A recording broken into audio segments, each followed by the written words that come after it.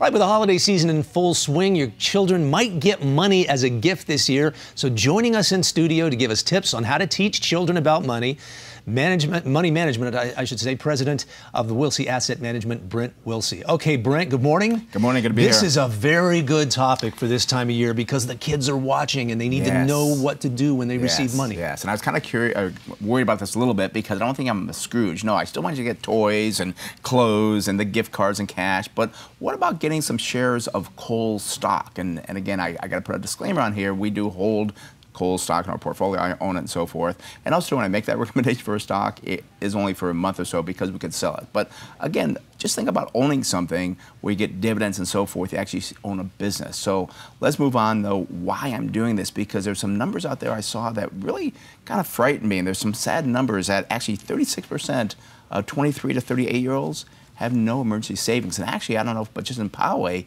the water was bad, restaurants shut down. Some people didn't have a job for a week and a half. That put a major strain on them because they didn't have emergency savings.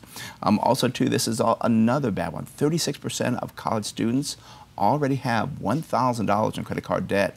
Could be on top of their student debt as well. And then another one bothered me too is 45% of 18 and 29-year-olds over the last 12 months have borrowed money from their parents because they can't make it themselves. So we have to go back to the genesis. Let's go back to childhood. Like say a kid who's 8 or 10 years old, he gets money. And he goes, oh, I got this money. And yeah, you said you don't want to be a Scrooge, but hey, do you ask him questions like, hey, what are you going to do with that?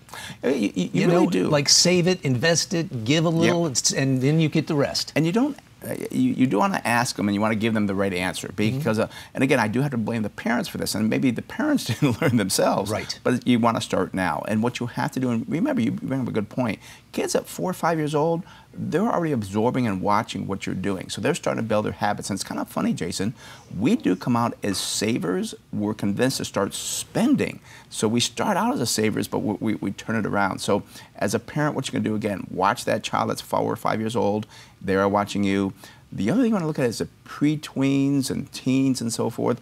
This is when you start teaching them the difference between a want and a need. Very important. I don't care how wealthy you are. You've got to teach that child that this is a want and this is a need. You don't need the wants all the time. And also start them on the habit of saving 15%. Then you get into the high school, the college. Now they start learning about expenses like car expenses, insurance. What there's car insurance? What is that? The repairs and so forth. Right. Still got to save that 15%, and then you move on teaching them when you become an adult. Well, now you have to worry about the mortgage, food, clothing for your kids. So you got to teach these kids that you always got to put away 15% for those emergencies.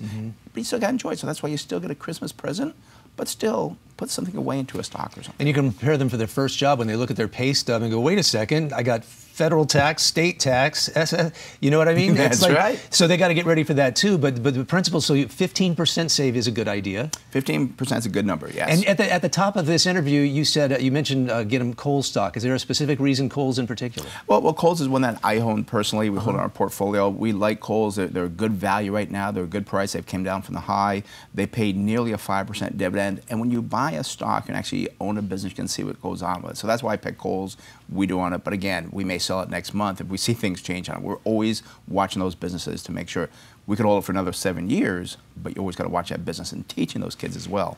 Watch that business. And those little kids, when they get the money, it's a great opportunity to go down to the bank with them, open a savings account, show them, hey, this is how you do it, how you fill this out, and develop habits, because at that age, they're also formulating their opinions about money in a broad sense that they're going to carry for the rest of their lives. Yes, and it's so important because, again, at that age, you're instilling lifelong skills for them, and if you don't teach them now, we've seen too many kids that are, well, adults that are 40, 50 years old, they have no savings at all, and that's why we become so dependent on the government because we were never taught how to, build our financial house, so to speak. All right, good stuff. No seminars, I'm assuming, during the holidays? We have one, I think, January 15th. Okay. But I thought, you know what, it's a way away. We'll talk to you before then. Good. Well, thanks for coming in and sharing that with us. Thanks Good for having information. Me. Appreciate it.